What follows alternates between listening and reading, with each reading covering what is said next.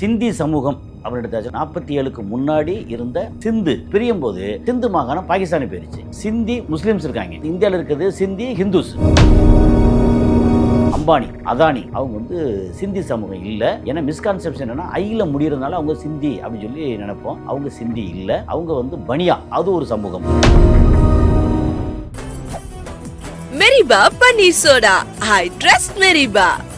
African கண்ட்ரில இருந்து பழைய இரும்பு இருக்குல்ல, இந்திஸ் தான் டாப்ல. அந்த ஆப்பிரிக்கன் கண்ட்ரில இருந்து ரொம்ப சீப் ரேட்டுக்கு எடுத்து 3 மடங்கு 4 மடங்கு லாபத்துக்கு விற்கிறது. அந்த சிந்திஸ் இருக்காங்கல்ல, அங்க என்ன துபாய் வந்து அவங்களுக்கு அவ்வளோ இடம் கொடுத்துட்டாங்க. காசு வாங்கி திருப்பி கொடுக்க முடியலன்னு வச்சுக்கேன், வீட்டை எழுதி கேட்பாங்க, இதை எழுதி கேட்பாங்க, எல்லாம் பண்ணுவாங்க. அந்த மாதிரி காசை வச்சு காசு பார்க்கறதுல அப்படி பார்த்ததுல இந்தியாவில இருந்து ஜப்பான்ல, தாய்லாந்துல, சிங்கப்பூர்ல, கனடா, அமெரிக்கா, ஆப்பிரிக்க கண்ட்ரில அப்படின்னு சிந்திகள் வந்து இல்லாத இடமே இல்லை உலகத்துல. அப்படி வரவிருக்காங்க. ஈரான் கை ஓங்கிருச்சு, துபாய் அபுதாபி கை வந்து கொஞ்சம் கீழே இறங்கிருச்சு அப்படின்னு. இந்த சிந்திஸ் எல்லாம் ஈரான்ல உட்காந்துருக்காங்க. இந்த சிந்தி நான் நிறைய பழகியிருக்கேன். என்ன செய்வாங்கன்னா, வார்த்தை இருக்குல்ல அவ்வளோ சுத்தமாக இருக்கு. இன்னைக்கு வர்றேன், இந்த மாதிரி பண்றேன், உங்களுக்கு நாளைக்கு வந்து இந்த பேமெண்ட் தர்றேன் அப்படின்னு சொல்லிட்டாங்கன்னா கரெக்டாக தருவாங்க. வந்து எங்க வந்து காசு இருக்கோ அங்க உட்காந்துருப்பாங்க. தமிழ்நாட்டில் அவங்க எக்கச்சக்கமான காசு வந்து சேருது அப்படின்னா இங்க ஆபீஸ் போட்டு உட்காந்துருவாங்க. அப்படி பார்த்தா சிந்தி தமிழ்நாட்டில் இல்லைன்னு நினைக்கிறீங்களா?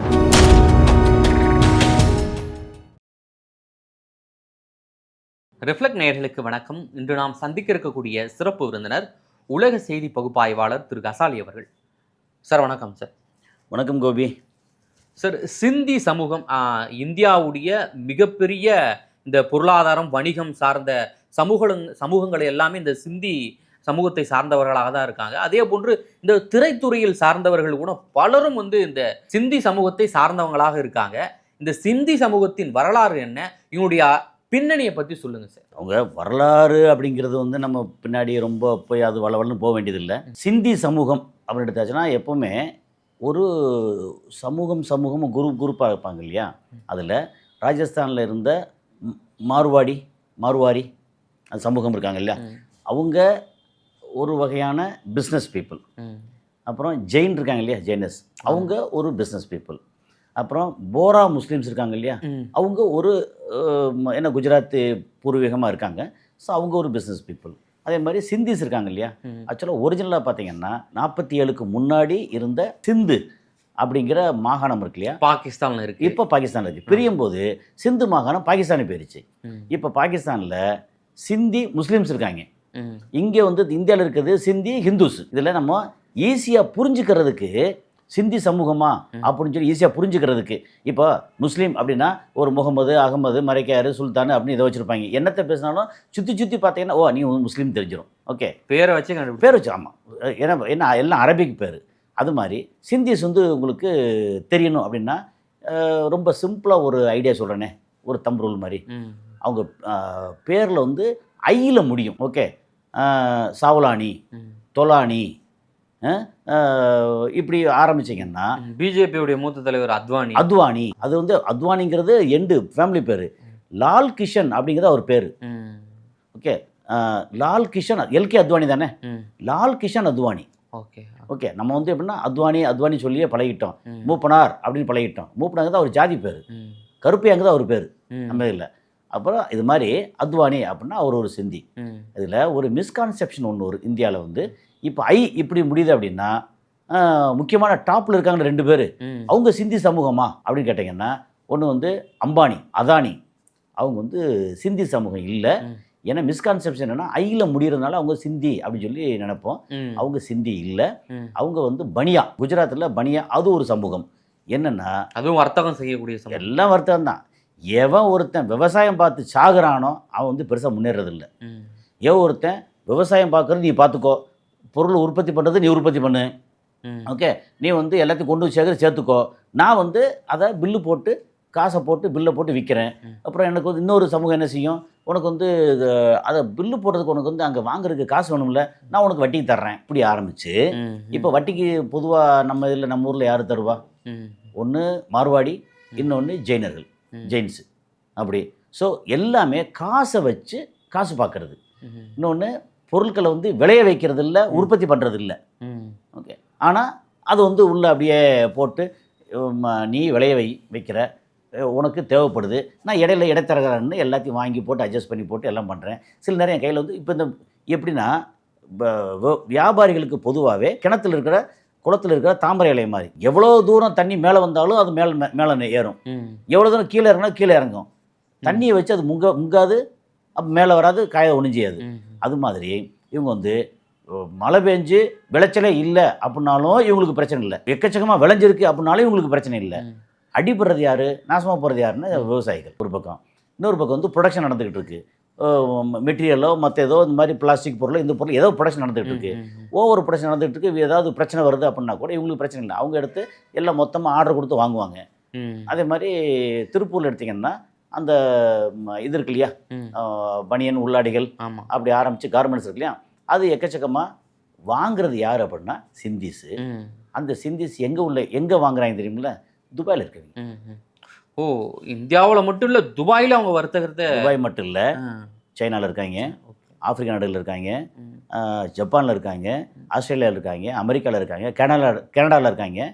ஏன்னா நான் வந்து ஏன் சிந்தி இதை பற்றி எனக்கு இவ்வளோ டீட்டெயிலாக இவ்வளவு தெரியுது அப்படின்னா, சிந்தி கம்யூனிட்டியாக இருக்காங்கல்ல, உலக அளவில் கம்யூனிட்டியாக இருக்காங்க. அந்த சிந்தி கம்யூனிட்டி வந்து உலக அளவில் இருக்காங்க. நான் வந்து அங்கே துபாயில் இருக்கும்போது ஒரு 2-3 சிந்தி வீடுகளுக்கு வந்து லேண்ட்ஸ்கேப் பண்ணி கொடுத்தேன். கார்டன் வீடுகள்னால் சாதாரண வந்து இதெல்லாம் வீடு இல்லை, பெரிய பங்களா. ஒருத்தர் பேர் வந்து மகேஷ் தௌரானி, ஓகே, ஏன்னா ஐயில் தான் முடியும். இன்னொருத்தர் வந்து அசோக் சாவ்லானி. இந்த மாதிரி அங்கே வந்து எப்படின்னா ஜுமேரான்ற ஒரு துபாயில் பெரிய ஏரியா, அதில் பார்த்தா ஒரு இடத்துல ஒருத்தருக்கு ரெயின் ஃபாரஸ்ட் மாதிரி பெருசாக பண்ணோம். பார்த்தா ஜங்கிள் மாதிரி இருக்கும், உள்ளுக்குள்ள நடந்து போகிறது வர்றது, ஒரு சின்ன ரிவர் கேஸ்கேடு அப்படின்னு ஃபுல்லாக பண்ணோம். ஓகே, அப்புறம் அதுக்கு வந்து சில ஐட்டங்கள் வந்து வெளியில் தாய்லாந்துலேருந்து கொண்டு வந்து சேர்த்தாப்புல. அவர் வந்து என்ன எல்லாம் பெரிய கேட்டால் see Mr Ghazali, so we have all network whole world. Okay, whatever you want from Japan you want, okay, I will order immediately, then you will get it within a week. Okay, anywhere from இந்த world, from anywhere whatever you want for the garden, okay, I will bring it, don't worry. அந்த மாதிரி ரொம்ப இதாக மகேஷ் சௌலானி வந்து அங்கே வந்து எப்படின்னா இந்த டெக்ஸ்டைல் இருக்கு இல்லையா, இங்கே வந்து டெக்ஸ்டைல் உற்பத்தி பண்ணுவாங்க. மொத்த ஆர்டர் அவங்க அட்வான்ஸாக காசை கொடுத்து எடுத்து எல்லாம் பண்ணிடுவாங்களா, அதை வந்து அப்படியே கொண்டு போய் அங்கே வச்சு டெக்ஸ்டைல் இருக்குல்ல, துபாயில் வந்து பர்துபாயில் இந்த மாதிரி டெக்ஸ்டைல் மார்க்கெட், டெக்ஸ்டைலுக்கு வந்து அவங்க சிந்திஸ் ஏரியாவே இருக்காங்க. ஆமாம், இது ஆபுராக்கு பக்கத்தில் சொல்லுவாங்க, அங்கே வந்து ஒரு ஏரியாவும் இருக்குது. அங்கே போனால் ஒரு 8க்கு 7க்கு 8, ஒரு 10க்கு 10 அப்படி சின்ன கடையாக இருக்கும் அவங்க கடை. அந்த கடைக்கான வாடகை எவ்வளோ இருக்குன்னு பார்த்தீங்கன்னா, நம்ம நார்மலாக அங்கே 3 பெட்ரூம் 4 பெட்ரூம் தனி பங்களா என்ன வாடகையோ அந்த வாடகை இந்த கடைக்கு இருக்கும். ஏன்னா அது வந்து கீ மணி, அதுதான் அது முக்கியமான இடம் அவங்களுக்கு. எல்லாம் வர்றவங்க பூரா ஆஃப்ரிக்கன் இருக்காங்கல்ல, வேறு வேறு நாடுகளில் இருந்து சில யூரோப்பியன் இப்படிலாம் வருவாங்கல்ல, வந்து எனக்கு இந்த மாதிரி கார்மெண்ட் ஐட்டம் வேணும் அப்படின்னா ஹோல்சேல் அவங்க வந்து கோடவுனில் வேறு வச்சுருப்பாங்க. பட் இங்கே வந்து மீட் பண்ணுற ஒரு இடம் இருக்குல்ல, இங்கே பார்த்தீங்கன்னா சின்ன இடமா தான் இருக்கும். ஆனால் பணப்புழக்கம் பார்த்தீங்கன்னா இது அப்படியே நம்ம ஊரில் இங்கே மண்ணடி சில இடங்களில் அந்த இது இருக்குது பார்த்தீங்களா, நம்ம பாரிஸ் கார்னரில் பாரிஸில் இந்த இடம் இருக்கு இல்லையா, சின்ன சின்ன ஆஃபீஸ் வச்சுருப்பாங்க, இடம் வச்சுருப்பாங்க, ஏன்னா மார்வாடிகள். ஸோ இந்த மாதிரி அங்கே வந்து துபாயில் அவங்க வந்து நம்ம ஊரில் ரெடி பண்ணுற கார்மெண்ட், இப்போ பங்களாதேஷில் ரெடி பண்ணுற கார்மெண்ட், அது போக இது எல்லாத்தையும் எடுத்து அங்கே வந்து உட்காந்து இதை அப்படியே எடுத்து ஆஃப்ரிக்கன் கண்ட்ரி, யூரோப்பியன் கண்ட்ரி இப்படி எல்லாத்தையும் அனுப்புறது. ஸோ இவங்களுக்கு என்ன இருக்குது, எவ்வளோ உற்பத்தி பண்ணுறியோ அவ்வளோதான் எனக்கு நான் வாங்குகிறேன், அங்கே வந்து கொடுக்குறேன், எனக்கு வந்து லாபம் கிடைக்குது. அதே மாதிரி ஆஃப்ரிக்கன் கண்ட்ரிலேருந்து பழைய இரும்பு இருக்குல்ல, ஸ்கிராப், சிந்திஸ் தான் டாப்பில். அப்போ வந்து இவர் வந்து நம்ம லட்சுமி மிட்டல் வந்து சிந்தியான்னு தெரியல, ஆனால் இதுலேயே புழங்கினாள். என்னென்னா அங்கே ஆஃப்ரிக்கன் கண்ட்ரிலேருந்து ரொம்ப சீப் ரேட்டுக்கு எடுத்து 3 மடங்கு 4 மடங்கு லாபத்துக்கு விற்கிறது. ஸோ அந்த மாதிரி சிந்திஸ். அப்புறம் அந்த சிந்திஸ் இருக்காங்கல்ல அங்கே, ஏன்னா துபாய் வந்து அவங்களுக்கு அவ்வளோ இடம் கொடுத்துருக்காங்க. என்னென்னா துபாய் வந்து டெவலப் ஆகுன்னு வச்சுக்கோங்க, அதுக்கு பணம் வேணும்ல. சிந்திஸ் வந்து இங்கே வந்து என்னென்னா அரசியலில் இருக்காங்க. லால் கிஷன் அத்வானி அவர் ஒரு சிந்தி. ஓகே, அப்புறம் சினிமாவில் பார்த்தீங்கன்னா எக்கச்சக்கமான இன்வெஸ்டர்ஸ் இருக்காங்க சிந்தி, ப்ளஸ் நடிகர் இருக்காங்க, டெக்னீஷியன் இருக்காங்க. அதுக்கப்புறம் பில்டர்ஸ், இந்தியாவில் பில்டர்ஸ் பார்த்தீங்கன்னா சும்மா உதாரணத்துக்கு 1-2 பேர் சொல்லாமே. நம்ம ஹிரானந்தானி நீங்கள் பார்த்தீங்கன்னா ஈகாட்டோ இருந்த இது ஓஎம்ஆரில் வந்து அப்ஸ்கேல் பெரிய பிரம்மாண்டமாக இருக்குது. ஹிரானந்தானி பில்டர் வந்து ரொம்ப ஃபேமஸ் இல்லையா, அவங்க சிந்தி. ஸ்ரீபெரும்புதூர் சைட்லாம் அந்த அப்படி ஹிரானந்தானி பெரிய பெரிய பில்டிங் எல்லாமே ஹிரானந்தானி அப்பார்ட்மெண்ட் அப்படி இருக்கு இல்லையா, பார்க்கறதுக்கே அரண்மனை போல இருக்குது. ஆமாம், ஏன்னா பெரிய, அதாவது மும்பை வந்து அவங்களோட ஹெட் ஆஃபீஸ், மும்பையில் எக்கச்சக்கமாக வச்சுருக்காங்க. அப்புறம் இங்கே சென்னை எங்கெல்லாம் டெவலப் ஆகுதோ அங்கெல்லாம் போது பணத்தை போட்டு இடத்த வாங்கி பணத்தை போட்டு அதை விற்று அதில் பெருசாக வந்து லாபம் பார்க்குறீங்க. அப்புறம் ரஹேஜா இதுலலாம் வந்து சிந்தின்னு நினைக்கிறேன், இஃப் ஐம் நாட் ராங். நடிகை தமன்னா தமன்னா பாட்டியா, இதில் வந்து ஐயில் மட்டும் இல்லாமல் சில இது மட்டும் அவங்க குடும்ப பேர் மாதிரில பாட்டியா. ஓகே, அப்போ தமன்னா வந்து தமன்னா. அப்புறம் நம்ம இதில் நடிகைன்னு எடுத்தாச்சுன்னா ஹன்சிகா மோத்வானி, அதுக்கப்புறம் சிந்து துலானி, இது எல்லாமே வந்து இது ஆரம்பிச்சு. அப்புறம் ரன்வீர் சிங் ஹிந்தியில் ரன்வீர் சிங் பித்ரானி ஏதோ ஒரு பேர், இது மாதிரி ஆரம்பித்தா ஒரு பெரிய லிஸ்ட்டே போடலாம். அவ்வளோ பேர் வந்து இங்கே இன்வெஸ்ட் அது பாலிவுட்னு எடுத்தீங்கன்னா எக்கச்சக்கமான இன்வெஸ்ட்மெண்ட்டு. ஓகே, அங்கே இந்த இன்வெஸ்ட் பண்ணுறதுல தயங்காமல் பணத்தை கொடுத்து அப்புறம் பணத்தை வந்து எப்படி வாங்குறது, எப்படி லாபம் பார்க்குறது ஒரு கில்லாடி அவங்க. ஏன்னா அதிலே இருக்காங்க. அவங்ககிட்ட விவசாயம் பார்க்க சொன்னால் விவசாயம் பார்க்க தெரியாது. இல்லை, அதுதான் கேட்குறேன். எப்படி அவனு வந்து வணிகத்தில் எந்த அளவுக்கு ஒரு உச்ச இடத்துல இருக்கான, இவனுடைய வளர்ச்சி எப்படி சார்? என்னென்னா உங்களுக்கு வந்து எதில் பணம் கிடைக்குது அப்படின்னு சொல்லி ஒரு குடும்பம் பார்த்துருக்கோம். உதாரணத்துக்கு அந்த காலத்தை வச்சுக்கலேன். இப்போ நம்ம வந்து 145 கோடி இருக்கோம். அது வந்து வெறும் 1.5 கோடியாக இருக்கும்போது மொத்த இந்தியாவும் 1.5 கோடியாக இருந்துச்சு எப்படி இருந்திருக்கும்? அந்த காலத்து எப்படி இருந்திருக்கும்? ஒரு 1000 வருஷத்துக்கு முன்னாடி, ஒரு 800 வருஷத்துக்கு முன்னாடி, ஓகே, ஒரு 300 வருஷத்துக்கு முன்னாடி. அப்படி இருக்கும்போது ஆட்கள் கம்மியாக இருக்கும்போது என்ன பண்ணேன்னா கூட இருந்து அட்ஜஸ்ட் பண்ணி, வெள்ளக்காரர் இருக்காங்களா அவங்களுக்கு வந்து அட்ஜஸ்ட் பண்ணுறது, முகலாயர் இருக்காங்களா அவங்களும் அட்ஜஸ்ட் பண்ணுறது. அதுக்கு முன்னாடி முகலாயருக்கு முன்னாடி வந்து அந்த துக்ளக்கு இருக்கட்டும், இவங்களுக்கு இந்த ஆட்சி இருக்கு இல்லையா, அவங்களுக்கு எல்லாத்தையும் அட்ஜஸ்ட் பண்ணுறது. அதுக்கு முன்னாடி பார்த்தீங்கன்னா கனிஷ்கராக இருக்கட்டும், ஹர்ஷராக இருக்கட்டும், இந்த மாதிரி எல்லா மன்னர்களுக்கும் அட்ஜஸ்ட் பண்ணி இது வந்து வாங்கி கொடுத்து இதில் லாபம் பார்த்து பழகுவாங்கல்ல. அப்படி பழகி வந்து சில கம்யூனிட்டி வந்து அப்படியே டெவலப் பண்ணுவாங்க. அப்புறம் பிள்ளைகள் பிறந்தால் அந்த பிள்ளைகளுக்கு எப்பா இந்த பாரு இது இருக்குது, இல்லை நான் வந்து இயற்கை விவசாயம் பண்ண போகிறேன் அப்படின்னா நீ மண்ணலி போட்டப்போ இயற்கை விவசாயம் தான் அவங்க ஒரு இடத்த வாங்கி போட்டு எவனாவது இயற்கை விவசாயம் பண்ண சொல்லு, அதுலேருந்து எவ்வளோ வருதோ அதை நீ ரேட்டுக்கு வாங்கி இங்கே விற்றுக்கோ, இடம் உனக்கு, எவனோ ஒருத்தன் பண்ண போகிறான். அப்படி வந்து எந்த இடத்துல வேர்வை வராமல் உழைக்க முடியுமோ, பணம் பார்க்க வேர்வை வர மட்டும் இல்லை. ஆனால் இதில் சில ரிஸ்க் இருக்குல்ல, பணத்தை போட்டு வாங்குறான், அந்த இடம் வந்து கட்டாந்தரையாக போச்சு, ஒன்றும் நடக்கல, இது இல்லை, சில ஆக்கிரமிப்பு பண்ணிக்கிறாங்க. அப்படி ஆக்கிரமிச்சாங்கன்னா உடனே அரசு அந்த அதிகாரிகள் இதுக்கு வந்து எல்லாத்துக்கும் பணத்தை லஞ்சமாக நிறையா கொடுத்து அவங்களுக்கு வந்து எல்லாம் சேஃப்டி பண்ணிக்கிறாங்க. இது யாரோடதுன்னா உலக அளவில் வந்து யூதர்களோட கலாச்சாரம். அது அப்படியே நம்ம இதில் பார்த்தீங்கன்னா சிந்திஸு, போரா முஸ்லீம்ஸ், மார்வாடி எல்லாம் அப்படி இருப்பாங்க. நம்ம அரசு அதிகாரிகளுக்கு அரசுக்கு காசை அள்ளி இறைப்பாங்க. இங்கே மக்கள்கிட்ட வந்து ஏதாவது ஒன்றா நம்ம ஆட்களை வந்து காசு கொடுத்து நம்ம ஆளுக்கு அடிக்க வைப்பாங்க. ஏன்னா நம்மளுக்கு காசு வாங்கி திருப்பி கொடுக்க முடியலன்னு வச்சுக்கேன், வீட்டை எழுதி கேட்பாங்க, இதை எழுதி கேட்பாங்க, எல்லாம் பண்ணுவாங்க. அந்த மாதிரி காசை வச்சு காசு பார்க்குறதில்ல. அப்படி பார்த்ததில்ல. துபாயை வந்து இந்தியாவிலேருந்து 2 கம்யூனிட்டி ஆட்டி படைக்குது துபாயில். ஒன்று வந்து பில்டராக இருக்காங்களே, கன்ஸ்ட்ரக்ஷன், அதில் எக்கச்சக்கமான சிந்தி கம்யூனிட்டி அங்கே இருக்காங்க துபாயில். ஓகே, நம்ம போனேன்னா இப்போ வந்து எனக்கு தெரிஞ்சு சில பேர்லாம் சொல்ல வேண்டாம். இதில் இந்தியாவை பாகிஸ்தானை பூர்வீகமாக கொண்டவங்க எப்படி அவங்க அங்கே போயிட்டு ஒரு ஆதிக்கம் செலுத்தி எப்படி வணிகத்தில் கூடி கட்டி பறக்கிறாங்க அங்கே? அதாவது அவங்க ரத்தம் சதை எல்லாமே வந்து வணிகம் நோக்கம் உள்ளது. இந்தியாவில் ஓகே, அங்கே போயிட்டு அவங்க எப்படி ஆதிக்கம் செலுத்துறாங்கன்றதான் ஒரு இதுவாக இருக்கு. பணத்தை போடுறான், ஆஃபீஸ் வச்சுருக்கான், அந்த நாடு வந்து என்ன சட்டத்திட்டம் அந்த சட்டத்திட்டத்தை அனுசரித்து அங்கே இருக்கான், எக்கச்சக்கமாக காசு வருது. ஸோ அந்த காசை வச்சு என்ன செய்வான் வந்து திரும்ப அங்கே டெவலப் பண்ணுவான். அப்புறம் அதை வந்து இப்போ இந்தியாவிலேருந்து பணத்தை அனுப்பணும். அப்படி அனுப்பும்போது என்ன செய்யறது, ஓகே நீ வந்து ஹவாலா முறையில் அனுப்பிச்சிக்கோ, நான் அங்கே வந்து டெவலப் பண்ணுறேன், அந்த பைசாவை திரும்ப இந்தியாவுக்கு அனுப்புகிறேன். இப்படின்னு எல்லா விதமான வேலைகளும் பண்ணக்கூடியது தான். மொத்தத்துக்கு ஹவாலான்னு இல்லை, ஆனால் ஹவாலா முறையும் பண்ணுவாங்க. இந்த பெரிய பிஸ்னஸ் மேன் பூரா அப்படி தான் இருப்பாங்க. ஆனால் என்னென்னா ஒரு விஷயம் என்னென்னா அந்த கம்யூனிட்டி வந்து, ஏன்னா அது எனக்கு எப்படி தெரியும்னா அவங்களுக்கு வந்து அந்த லேண்ட்ஸ்கேப் கார்டன் பண்ணி கொடுத்தேன் சொன்னீங்க. அப்படி பண்ணும்போது அவங்க என்ன பண்ணாங்கன்னா இந்த கார்டன் டீட்டெயில் வந்து அவங்களுக்கு வந்து மாதம் வந்து சிந்தி கம்யூனிட்டிக்கு உலக அளவில் ஒரு புக் இருக்குது இங்கிலீஷில். அந்த புக்கில் வந்து ஒரு ஆர்டிக்கல் எழுதி கொடுங்கன்னு எழுதி கொடுத்தேன். அப்புறம் அந்த மகேஷ் தவரானியோட வீடு இருக்கு இல்லையா, அந்த ஃபோட்டோ போட்டு, மகேஷ் தவரானி ஃபோட்டோ போட்டு, என் ஃபோட்டோ போட்டு, அப்போ வந்து இது வந்து 25 வருஷம் முன்னாடி. ஓகே, அங்கே நான் பண்ணேன்.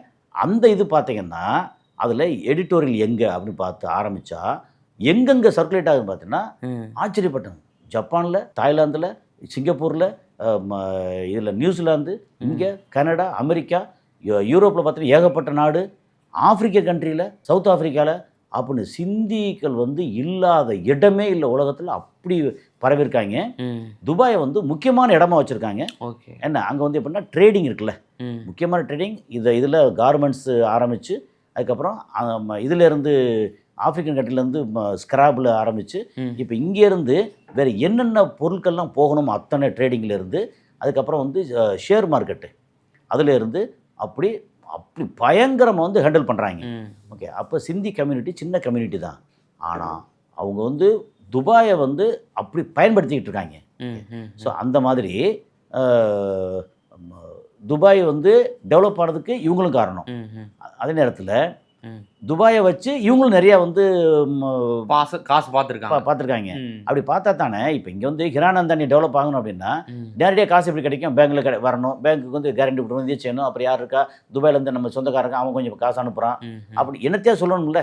அந்த கம்யூனிட்டி இருக்குல்ல, அவங்களுக்குள்ள உள்ள ஒற்றுமை நீ அப்படியே யாராருக்கு நீங்கள் பொருத்தி பார்க்கலாம்னா போரா முஸ்லீமில் பொருத்தலாம், அவங்க அப்படி தான் ஒற்றுமையாக இருப்பாங்க. மார்வாடிக்கு பொருத்தலாம், அப்படியே ஒற்றுமையாக இருப்பாங்க. சிந்தி அப்படி ஆரம்பித்து இந்த பனியா கம்யூனிட்டி, அது அந்த குஜராத்தி இருக்காங்கல்ல அங்கே, இப்படி சில ஒரு 4-5 கம்யூனிட்டி மட்டும் அப்படி பொருத்தி பார்த்தா அவங்க வந்து எங்கே வந்து காசு இருக்கோ அங்கே உட்காந்துருப்பாங்க. தமிழ்நாட்டில் அவங்களுக்கு எக்கச்சக்கமான காசு வந்து சேருது அப்படின்னா இங்கே ஆஃபீஸ் போட்டு உட்காந்துருவாங்க. அப்படி பார்த்தா சிந்தி தமிழ்நாட்டில் இல்லைன்னு நினைக்கிறீங்களா? இருக்காங்க. எங்கே இருக்காங்க? சென்னையில் இருக்காங்க, கோயம்புத்தூர் இருக்காங்க. ஏன் இல்லை? சீக்கியர்கள் இருக்காங்க, பார்த்துருக்கோம். ஆனால் சிந்திகள் வந்து வியாபாரிகள், சீக்கியர்கள் வந்து வியாபாரிகள், உழைப்பாளிகள். சீக்கியர்கள் அது குருநானக்கு, சீக்கியரோட அது தனி மதம், சிக் அப்படின்னு மதம். ஓகே. அதில் முன்னாடி என்ன சொன்னால் சீக்கியர்களை பற்றி ரொம்ப முட்டாளுன்னு சொல்லுவாங்க. அந்த சீக்கிய மதத்துலேருந்து பெருசாக வந்தவர் தான் இதில் வந்து நம்ம ஆர்பிஐயில் கவர்னராக இருந்து, அப்புறம் இந்தியாவில் வந்து பிரைம் மினிஸ்டர் 2 வாட்டி இருந்தார், மன்மோகன் சிங். ஆமாம். அப்புறம் சிங் அப்படின்னு வந்தாலே மேக்ஸிமம் வந்து அவங்க இதுதான். எப்படி வந்து ஐயில் முடியும் போது சிந்தின்னு சொன்னோமோ அது மாதிரி சிங்கு. ஸோ அதனால் இது என்ன சொல்ல வர்றோம்னா, அது ஒரு கம்யூனிட்டி, துபாயை வந்து ஆட்டி படைக்கக்கூடிய கம்யூனிட்டி. ஆனால் இப்போ சமீபத்தில் இந்த பிரச்சனைகள் நிறையா வந்துக்கிட்டு இருக்குல்ல, வந்து ஒருவேளை ஈரான் கை ஓங்கிருச்சு வைங்க, ஒருவேளை ஈரான் கை ஓங்கிருச்சு, துபாய் அபுதாபி கை வந்து கொஞ்சம் கீழே இறங்கிருச்சு அப்படின்னு வைங்களேன், அடுத்து ஒரு 5 வருஷம் 3 வருஷம் 5 வருஷத்துக்குள்ளே பார்த்தீங்கன்னா இந்த சிந்திஸ் எல்லாம் ஈரானில் உட்காந்துருப்பாங்க. அவங்களுக்கு வந்து இனம், மதம், மொழி, நாடு பிரிவினை எதுவும் கிடையாது. அவன் கண்ணில் தெரிய பூரா காசு. ஈரானில் இங்கே வந்து பிளாட் போட்டு விற்கலாம், இது செய்யலாம், அங்கே வந்து இங்கேருந்து ட்ரேட் பண்ணலாம், இது பண்ணலாம் அப்படின்னு சொல்லியாச்சுன்னா ஈரானில் கடை போட்டு உட்காந்துருப்பாங்க. கேட்டால் எப்படி வந்து நீங்கள் பர்துபாயில் அங்கே வந்து ஆப்ரா பக்கத்தில் சிந்தி கம்யூனிட்டிக்கான எல்லாம் கடைகளாக இருக்கோ, அது மாதிரி ஈரானில் பார்த்தீங்கன்னா அங்கே வந்து பந்தர் அப்பாஸ் பக்கம் அங்கே மேதோ இடத்துல இல்லை டெஹ்ரான்லேயோ சிந்திஸோட இடம் ஃபுல்லாக இருக்கும். ஓகே. எப்போ நேற்று இங்கே இருந்தே அப்படின்னா அது நேற்று, நான் இன்றைக்கி இங்கே இருக்குது. ஒருவேளை ஈரானை தோற்றுச்சு வச்சுக்கங்களேன், அப்போ ஈரானெல்லாம் சரியில்லைப்பா அப்படின்னு இவங்க உட்காந்துப்பேன். இவங்களுக்கு கடையை மாற்றிடுவாங்க, அவ்வளோதான். இவங்களுக்கு தேவை வந்து எங்கே பணம் கொளிக்குதோ, எங்கே வியாபாரம் பண்ண முடியுமோ, எங்கே நமக்கு வந்து சௌரியமாக வந்து அந்த அரசும் எல்லாமே நமக்கு சௌரியமாக பண்ணுறாங்களோ அங்கே உட்காந்து தானும் வளருவாங்க, அந்த நாட்டையும் வளர்ப்பாங்க. அப்படிங்கிறது தான் அதுக்கு ஒரு தனி கலை. அது நான் நிறைய பழகியிருக்கேன். என்ன செய்வாங்கன்னா, வார்த்தை இருக்குல்ல அவ்வளோ சுத்தமாக இருக்கும். இன்றைக்கி வர்றேன், இந்த மாதிரி பண்ணுறேன், உங்களுக்கு நாளைக்கு வந்து இந்த பேமெண்ட் தர்றேன் அப்படின்னு சொல்லிட்டாங்கன்னா கரெக்டாக தருவாங்க. ஏன்னா துபாயில் வந்து பேமெண்ட் வந்து அவ்வளோ கேவலமாக மோசமான பேமெண்ட். கான்ட்ராக்டர்லாம் உண்மையிலே வாங்க முடியாமல் சாவாங்க. ஆனால் சிந்தி ஒரு ப்ராஜெக்ட் பண்ணுறேன்னு வச்சுக்கலேன், அங்கே வந்து ப்ராஜெக்ட் பண்ணுறாங்க அப்படின்னு சொல்லியாச்சுன்னா தைரியமாக இருக்கலாம். சொன்ன சொல் தவறாமல் கரெக்டாக பேமெண்ட் கொடுப்பாங்க. சொன்ன சொல் தவறாதவங்க. ஏன்னா அந்த பிஸ்னஸில் ஏன் வந்து முன்னேறாங்க அப்படின்னா வாக்கு தவறாமை. அந்த வாக்கு தவறாமை நம்ம வந்து சிந்திக்கிட்ட இருந்து இன்றைக்கி சொல்ல வந்து சிந்தியை பற்றி கொஞ்சம் பேசுகிறோம். இங்கே வந்து இப்போ சினிமாவில் எல்லாம் இன்வெஸ்ட் பண்ணுறாங்க, லாப நஷ்டம் இருக்குது, எல்லாம் இருக்குது, அதெல்லாம் ஓகே தான். அதை தாண்டி அவங்ககிட்ட இருந்து நம்ம வந்து உண்மையிலே படிக்க வேண்டிய ஒரு விஷயம் இருக்குல்ல, அது வந்து வாக்கு சுத்தம், நேர்மை. அதாவது தொழில் நேர்மை. அதாவது அங்கே லஞ்சம் கொடுக்குறான், இது பண்ணுறான், அதெல்லாம் பண்ணுறான், அது வந்து தொழில். ஓகே. ஆனால் ஒருத்தட்ட டீல் பேசுகிறான்னு வச்சுக்கலேன், அந்த டீல் கையெழுத்து போடுற இதெல்லாம் ஓகே தான். அதையும் தாண்டி வாக்கு நேர்மை, அவ்வளோ நேர்மையாக இருக்கிறவங்க சிந்தி. அவங்ககிட்ட இருந்து நம்ம படிச்சுக்க வேண்டிய பாடம் இது அப்படிங்கிறதான் நம்ம சொல்கிறோம். மிக்க நன்றி சார். சிந்தி சமூகம் குறித்து பல்வேறு தகவலை எங்களுடன் பகிர்ந்தனுக்கு நன்றி. நன்றி sir. Meriba panneer soda, I trust மெரிபா.